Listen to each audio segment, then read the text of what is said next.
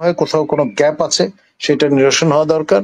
হয় প্যালেসের পক্ষ থেকে, অথবা ব্রিটিশ সরকারের পক্ষ থেকে, অথবা আমাদের সরকারের পক্ষ থেকে একটি স্টেটমেন্ট আমরা আশা করতেই পারি নাগরিক হিসেবে, যে ট্র্যাডিশনটা যে কোনো লোক যে কোনো কিছু সেখানে দাঁড়িয়ে বলতে পারে। তো সেখানে আপনার হোটেলের সামনে তারা যতক্ষণ পর্যন্ত আইন নিজের হাতে তুলে না নিচ্ছেন, যতক্ষণ পর্যন্ত হামলে না পড়ছেন প্রফেসর ইউনূসের উপর, ততক্ষণ পর্যন্ত will be allowed to agitate. প্যালেসের পক্ষ থেকে যেই সার্কুলারটি হাজির করা হয়েছিল তাতে আসলেই তার নাম নেই, বা কোনো ক্যাটাগরিতে তিনি ফিট ইন করেন না।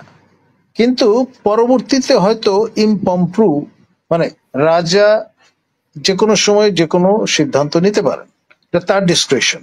হয়তো সেভাবে পরবর্তীতে তার মনোনয়ন তিনি নিশ্চিত করেছেন। কারণ এত বড় একটা বিষয়, এবং সঙ্গে আবার রাষ্ট্রাচারের বিষয় আছে, এখানে স্টামার মহোদয়ের সঙ্গে বৈঠক আছে তার।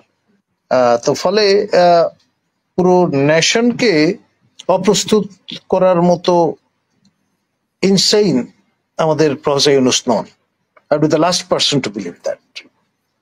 তিনি একজন বর্ষিয়ান মানুষ, নোবেল লরেট, আমাদের সরকার প্রধান, মাননীয় প্রধান উপদেষ্টা। তিনি ডেফিনেটলি এরকমের একটা ধাপ্পাবাজি সঙ্গে যুক্ত হবার কথা না, যেখানে রিগাল বিষয় জড়িত, আপনার রাজকীয় সম্মাননা প্রাপ্তির বিষয় জড়িত। তো সুতরাং এখানে আমার মনে হয় কোথাও কোনো গ্যাপ আছে, সেটা নিরসন হওয়া দরকার। হয় প্যালেসের পক্ষ থেকে, অথবা ব্রিটিশ সরকারের পক্ষ থেকে, অথবা আমাদের সরকারের পক্ষ থেকে একটি স্টেটমেন্ট আমরা আশা করতেই পারি নাগরিক হিসেবে।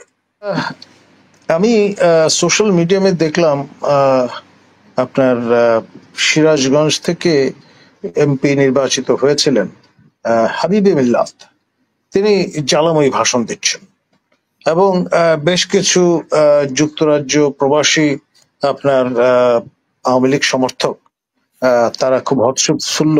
একজন তো দেখলাম যে ইমপ্রেশনটা দিলেন এরকম যে আপনার ভারত নিবাসী সাবেক প্রধানমন্ত্রী শেখ হাসিনা, তিনি তাকে ওই মুহূর্তে ফোন করেছেন এবং তিনি হর্ষধ্বনি করছেন, সবার দৃষ্টি আকর্ষণ করছেন, এইরকম।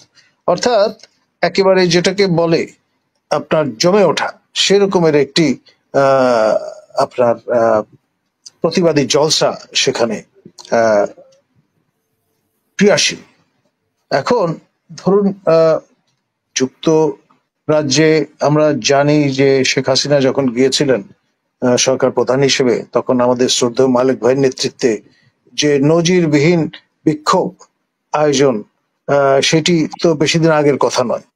তো সুতরাং আমাদের কমিউনিটি অভ্যস্ত আপনার অ্যাক্টিভিজমে শরিক হয়ে, কখনো এই পক্ষে কখনো ওই পক্ষে, এবং শেষ অব্দি আপনার ব্রিটিশ যে কাস্টম, আপনি সেখানে বসবাস করেন, আমিও দীর্ঘদিন ব্রিটেনে বসবাস করেছি, সেখানে আপনার মত প্রকাশের স্বাধীনতা আছে।